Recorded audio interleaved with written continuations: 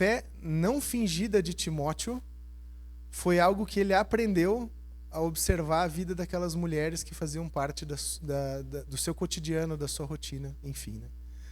E eu posso dizer para vocês que como marido, como filho, a prática disso é verdade, né? Quando a gente observa o agir dessas mães que se debruçam diante do Senhor, que buscam a vontade de Deus, que tentam transmitir isso para os seus filhos através do exemplo, isso tem impacto, e impacto muito grande na vida deles, pessoal. Então, mães, fica o meu incentivo a vocês buscarem, a vocês continuarem a viver diante dos seus filhos, ou daqueles dos quais vocês exercem a função de mãe, essa fé não fingida. Essa fé que é dependente do Senhor, temente a Ele, e que demonstra o amor a Ele em primeiro lugar. Eu, como marido, posso dizer que isso faz total diferença na vida do nosso filho. Ele, quando olha o exemplo do que a Mish faz com ele, né, ler as historinhas, fazer as orações e tudo mais, coisa que eu também faço como pai, mas ela como mãe incentiva da mesma forma. E como filho eu posso dizer que ver tudo que minha mãe fez com nós lá em casa ao longo da vida também ecoou nas nossas vidas e faz diferença até hoje. Então fica o meu incentivo a cada mãe, a cada mulher que exerce o papel de mãe, está aqui presente hoje, que busque viver essa fé comprometida, não fingida, na frente dos seus. Porque isso faz com certeza toda a diferença. E depois, claro, as crianças vão continuar o que a gente começou aqui e vão falar um pouquinho mais para vocês através da homenagem delas, tá bom? Então, meus parabéns a vocês pelo dia de cada um de vocês. Que Deus possa abençoar vocês nesse ministério tão precioso que vocês exercem. Tendo feito essa pequena reflexão, então, pessoal, eu não podia deixar de falar com vocês sobre algo que essa semana muito me incomodou. Para nós gaúchos não foi muito fácil digerir essa semana, né? Ao longo dos dias, tendo em vista todas as dificuldades que a gente viu, as cidades ao nosso redor passarem, pessoas que a gente conhece passar, a gente vê o quanto a situação muitas vezes se desenvolve para longe, para além do nosso controle, para além das nossas mãos.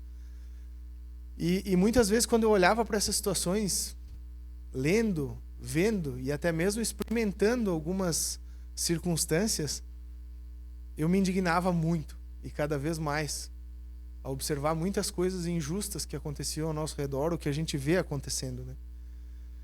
Então, voltei para a Bíblia, né? Exercício que como cristão a gente tem que sempre buscar fazer, voltar para a Bíblia e entender o que Deus quer para nós nesse momento. E Deus tocou no meu coração no sentido de falar sobre um desafio que nós temos como cristãos à nossa frente, principalmente quando a gente vive momentos assim, dias assim, tão difíceis como esses, né? Que é a questão do nosso chamado a expressar a verdade de maneira adequada através das nossas vidas. Expressar o Evangelho de forma clara para essas pessoas que têm sofrido, para essas pessoas que precisam de esperança num momento como esse, que precisam de uma nova perspectiva num momento como esse que nós temos vivido.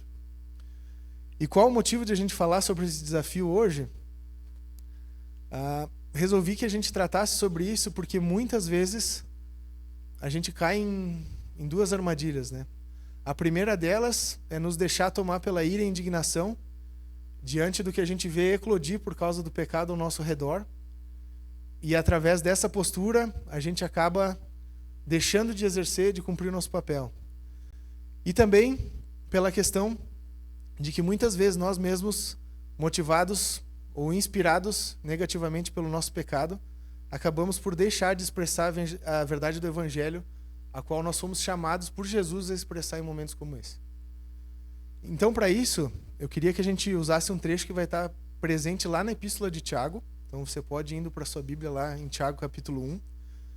E enquanto a gente vai chegando ali no capítulo 1 de Tiago, eu gostaria que a gente contextualizasse um pouco sobre o contexto no qual essa carta foi escrita, para que a gente possa absorver da melhor maneira possível os desafios presentes nesse trecho que nós vamos ler. Então, Tiago, capítulo 1, pode parar aí por enquanto.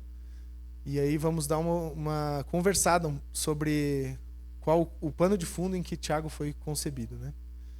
Provavelmente escrita ali por 45, 49 depois de Cristo. Isso quer dizer que certamente É um dos primeiros livros do Novo Testamento a ser escritos.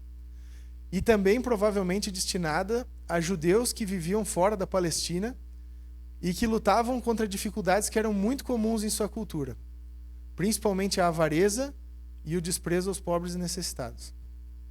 A questão da autoria da carta, gente, ela é um pouco nebulosa, porque a gente não tem como bater o martelo num autor assim em si, mas certamente devido ao tom contundente que ela tem nas coisas que ela traz e a aceitação que ela teve entre os seus próprios leitores, mesmo sabendo que o seu autor não tinha sido um apóstolo, certamente ela foi escrita por alguém que tinha sua autoridade reconhecida dentro da comunidade judaica.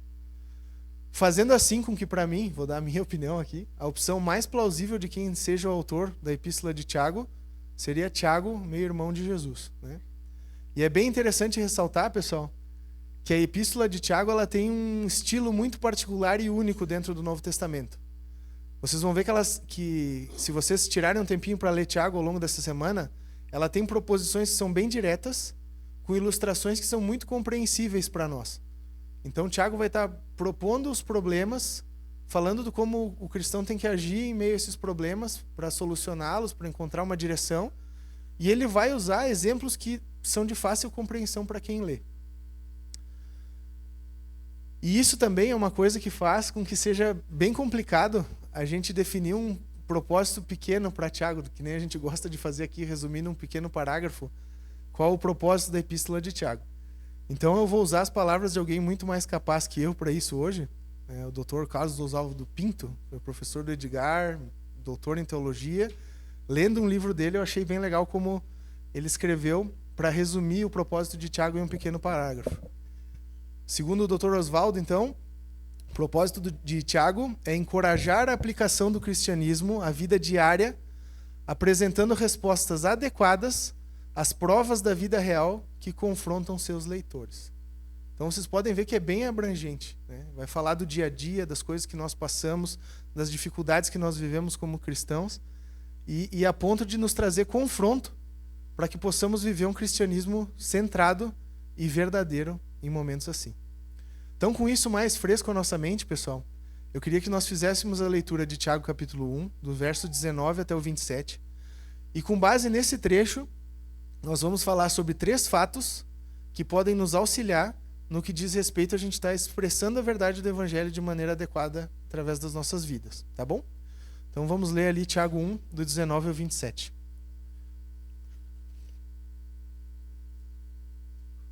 Deixa eu só chegar aqui. Diz o seguinte, verso 19. Meus amados irmãos, tenham isso em mente. Sejam todos prontos para ouvir, tardios para falar e tardios para irar-se. Pois a ira do homem não produz a justiça de Deus. Portanto, livrem-se de toda impureza moral e da maldade que prevalece, e aceitem humildemente a palavra implantada em vocês, a qual é poderosa para salvá-los. Sejam praticantes da palavra e não apenas ouvintes, enganando-se a si mesmos. Aquele que ouve a palavra, mas não a põe em prática, é semelhante a um homem que olha sua face num espelho e depois de olhar-se a si mesmo, sai e logo esquece sua aparência. Mas o homem que observa atentamente a lei perfeita, que traz a liberdade, e persevera na prática dessa lei, não esquecendo o que ouviu, mas praticando, será feliz naquilo que fizer. Se alguém se considera religioso, mas não refreia sua língua, engana-se a si mesmo. Sua religião não tem valor algum.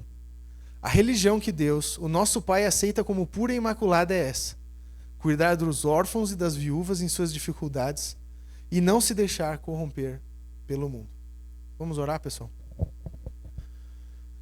Senhor Deus, somos muito gratos porque a Tua palavra é viva e eficaz e nos traz alento e direção em momentos difíceis como esse que nós temos vivido como igreja e como povo gaúcho, Senhor. Cuida para que nós possamos olhar atentamente para esse trecho e entender muito do que o Senhor tem a trabalhar nos nossos corações, entender os desafios que nós temos vivendo diante dessas circunstâncias e dessas necessidades do povo que está ao nosso redor, Pai. E nos ajuda a fazer diferença, a ser testemunhas que demonstram da verdade do Teu Evangelho aí fora, mesmo em momentos tão duros como esse, Pai. Abençoa esse tempo e que nós possamos entender o que o Senhor tem a nos desafiar. É isso que te pedimos e agradecemos no teu nome, Jesus. Amém. Então, pessoal, só para a gente ficar mais a par, né? Na parte que nós não lemos do primeiro capítulo ali, os versos praticamente de 2 até o 18, Tiago vai estar falando sobre como, em meio às provas, a postura adequada do cristão seria buscar a sabedoria de Deus por meio da oração, com fé e um espírito humilde diante do Senhor. Para daí, então, nós chegarmos nessa parte do trecho que nós lemos. Nos 2 primeiros versos, Tiago começa destacando algo que, como cristãos, a gente tem que ter bem claro nas nossas mentes. Diante das provas, nós devemos estar tardios, prontos para ouvir, tardios para falar e também tardios para irar-se. Então, o primeiro fato que a gente tem presente no trecho, que nos ajuda no que diz respeito a expressar a verdade do Evangelho através das nossas vidas, pessoal, é a questão de que a ira não expressa a verdade do Evangelho de maneira adequada. E se vocês notarem, depois de destacar qual deveria ser o modus operandi do cristão, né? Aquela parte que ele diz, vocês têm que primeiro ouvir, depois falar, e falar o que deve ser falado, e tardios para irar-se, o autor ainda vai ressaltar de forma bem clara que a ira do homem não produz justiça de Deus. Algo que de forma inconsciente, muitas vezes nós pensamos quando nos iramos. A gente crê que a nossa ira muitas vezes é instrumento de justiça. A gente olha para uma situação a qual nos irrita, nos tira do sério e a gente acha que o ficar nervoso, que o irar-se, que o demonstrar toda aquela indignação vai ser trazer justiça sobre aquilo. Tiago, ao nos trazer esse ensino, nos 2 primeiros versos, ele não só nos instiga a uma postura baseada na graça e no amor de Cristo, mas também livre do engano do nosso próprio ego. Tiago, ao estar falando sobre esse parâmetro aí dos 2 primeiros versos que a gente leu, ele está nos incentivando, pessoal, a demonstrar graça através das nossas atitudes, a ouvir as aflições do nosso próximo, a falar o que deve ser falado e de maneira muito pontual, se possível com base na palavra de Deus. A ponto de a gente deixar aquela ira, aquela indignação não tomar o controle, não ser a tônica das nossas palavras ou das nossas atitudes. Muitas vezes, mesmo em meio a situações de conflito, divergência, dificuldade, a gente acaba cedendo à tendência de nos irar. E o desafio que Tiago faz aos crentes nos ensina sobre como muitas vezes, por fazer isso, nós expressamos a resposta errada diante das questões que a vida nos propõe. E que fique bem claro, pessoal, eu não estou falando aqui que a gente tem que ter uma postura de ser conivente com o pecado. Não. O pecado tem sim que nos ofender, tem sim que nos entristecer, porque nós somos filhos de Deus. Mas a gente deve deixar a ira para o espaço que lhe cabe. Nós devemos, como cristãos, estar muito mais preocupados em acudir o próximo, em ser mensagem de graça, de esperança e salvação, a ponto de trazer o amor de Cristo para aquela situação antes de qualquer uma das nossas preferências. Por que eu digo isso? Porque eu não sei como vocês estão, mas eu sei como eu estou. E muitas vezes quando eu vejo as notícias, quando eu olho as coisas que estão acontecendo ao nosso redor, quando eu vejo a consequência de tudo isso na pele do nosso povo, às vezes a vontade que eu tenho é pegar um tacape e sair distribuindo a minha justiça por onde eu passo. Só que isso é a minha vontade, é a minha carne. E isso provavelmente não vai estar ensinando do amor de Deus, não vai estar ensinando da graça de Deus e não vai estar trazendo esperança para a vida daqueles que estão sofrendo agora. O meu chamado como cristão é me colocar em segundo plano e amar o meu próximo antes de mim mesmo. É estar muito mais preocupado com a dor daqueles que estão sentindo dor agora e com o sofrimento daqueles que estão sofrendo agora do que com a minha própria verdade. Nós não podemos esquecer que se nós temos o conceito que nós temos de justiça, de vida ideal, do que o mundo deveria ser, é porque nós somos pecadores redimidos pela graça de Cristo. Se não fosse isso, talvez nós estivéssemos na mesma perspectiva de todos aqueles que estão nos indignando. Então nós devemos sim colocar filtros graciosos aos nossos olhos e agir primeiro em relação àqueles que estão realmente precisando de ajuda antes de querer suprir os nossos próprios parâmetros de justiça ou a vontade da nossa indignação. As perguntas que cabem a nós aqui, ao olharmos esses primeiros 2 versos, é o quanto a ira tem nos cegado em meio às adversidades. O quanto nós deixamos a nossa existência se tornar que nem o touro do Pica-Pau. Não sei, os mais velhos devem lembrar, né? Tipo, ele era um touro muito legal até ele enxergar vermelho. Quando ele via vermelho, acabava todo o senso racional dele e ele ia perseguir a coisa até destruir. E tem vários episódios só sobre isso, né? Sobre a ira cega do touro do Pica-Pau.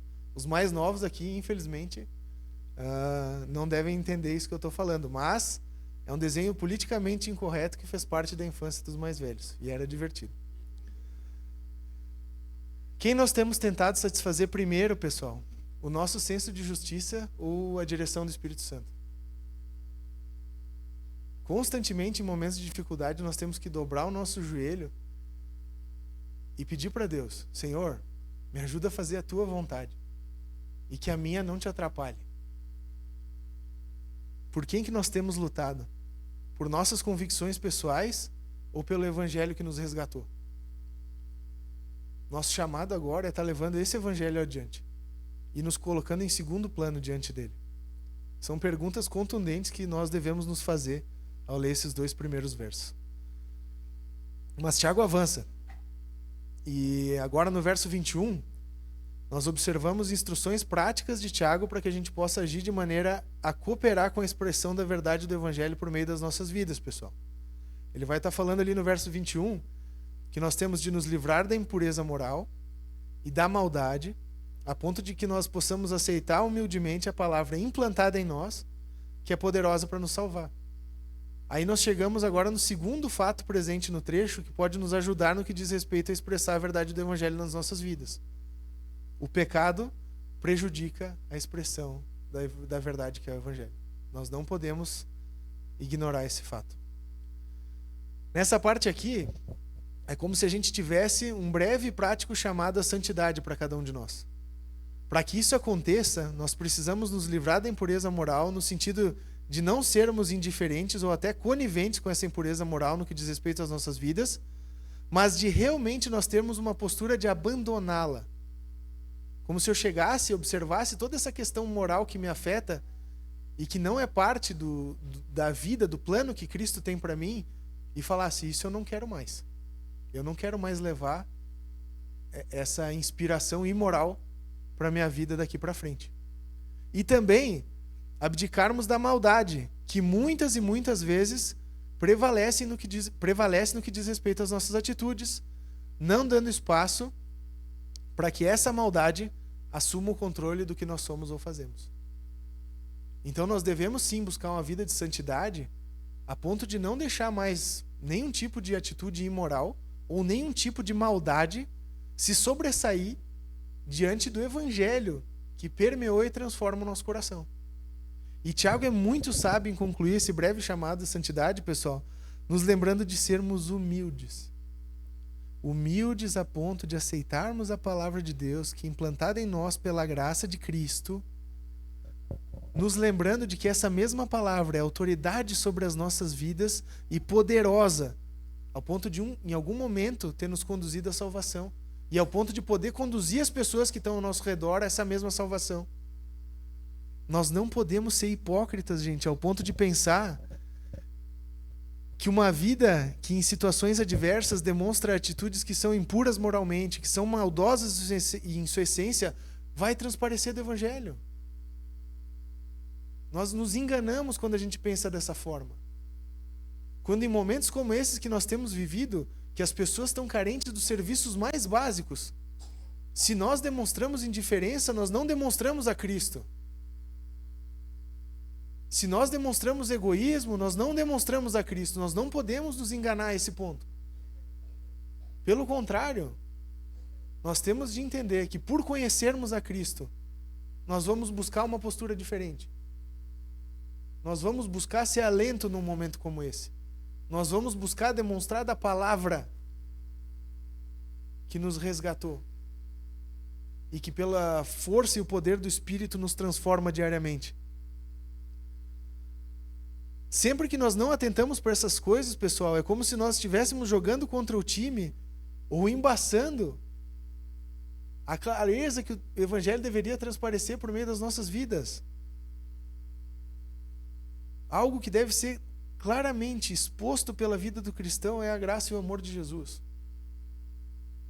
E toda e qualquer influência do pecado nos prejudica no expor essa graça e esse amor de Jesus. E a pergunta que nos cabe aqui, ao olharmos para esse verso 21, é: o quanto temos lutado contra essas posturas que não agradam a Deus em nossas vidas? O quanto temos nos em si mesmado a ponto de achar que tudo bem convivermos com essas coisas dentro de nós, que não são vontade de Deus para nós?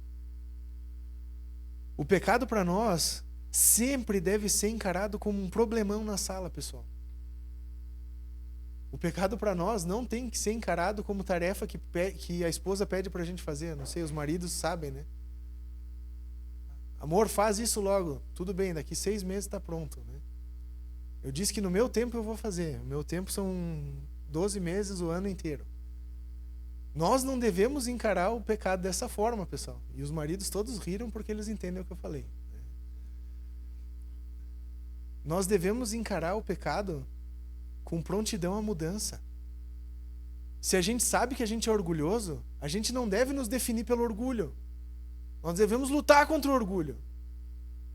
Se a gente sabe que a gente é egoísta, a gente não pode nos etiquetar como egoísta. Pelo contrário, nós devemos esmurrar o egoísmo dentro de nós, para que ele não seja o nosso rótulo. O nosso rótulo deve ser Cristo. E nós temos chamado de demonstrar esse Cristo, principalmente em momentos como esse que nós temos vivido como igreja. Nós não podemos nos cansar, muito menos nos conformar no que diz respeito a essa luta que cada um de nós tem. E por fim, pessoal, a gente vai ao último fato expresso por Tiago no trecho que facilita a expressão da verdade do Evangelho por meio das nossas vidas, que vai estar presente dos versos 22 até o final do que nós lemos. A obediência à palavra de Deus contribui para que o Evangelho seja expresso de maneira adequada. Logo nos versos 22 ao 24, a gente vai ver Tiago afirmando que quem ouve a palavra de Deus, mas não a pratica, engana-se a si mesmo. Basicamente, a prática de um auto-engano. É como se a gente achasse que a aparência ou simplesmente palavras vazias determinam o que nós somos, né? No jiu-jitsu a gente brinca muito do faixa colorida que não merece a faixa, né?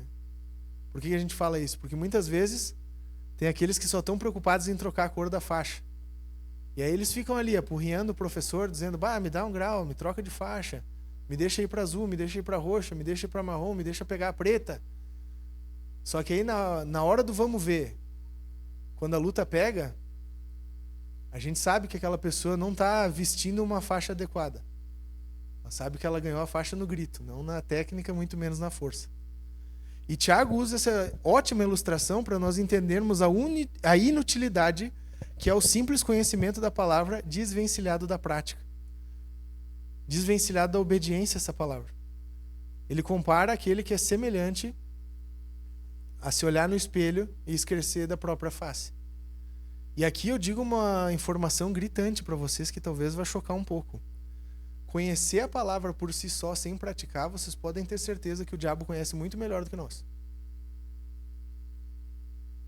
Ele certamente cita as escrituras sem pegá-las na mão. Só que ele não obedece nada. Pelo contrário. Nós somos chamados, pessoal, a conhecer as escrituras e obedecer e praticar o que nós conhecemos dela. O trecho vai continuar ali no verso 25, onde nós temos o contraponto. Quando temos o conhecimento da palavra de Deus aliado à obediência em relação a essa palavra, a gente experimenta de verdadeira liberdade, nós usufruímos do processo de santificação e somos felizes naquilo que fazemos. Atentem bem para o padrão saudável de felicidade, pessoal. No caso, um padrão bíblico de felicidade. Não alegria vazia, oba-oba, mas uma vida que é plena em Jesus Cristo. Por fim, a gente tem mais 2 contrastes oferecidos por Tiago que são muito legais e que expressam a diferença no produto final das 2 posturas de vida. O que sabe, mas não obedece, e o que sabe e obedece. O que sabe, mas não obedece, que se preocupa só em gargantear, em ter aparência, ele é o religioso vazio. Aquele que vive uma religião incoerente e sem valor.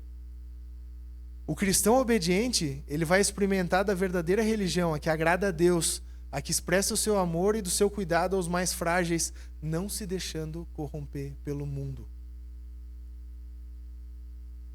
Tiago está dizendo, olha, se vocês querem expressar uma religião verdadeira, obedeçam ao Senhor ao ponto de expressar um cristianismo que cuida dos mais frágeis, que não deixa os necessitados sofrerem e que demonstra do meu amor diante de todas as pessoas.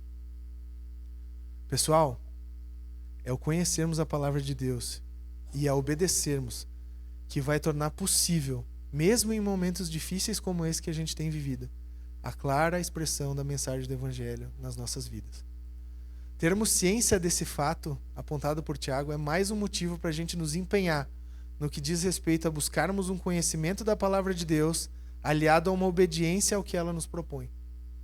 Nós deveríamos considerar um grande privilégio poder expressar esse conhecer da palavra através de obedecê-la por meio das nossas vidas. Isso é algo que para nós deve ser considerado e levado na mais alta estima. Perguntas que ficam para nós no que diz respeito a esse fato trazido por Tiago ao final do trecho.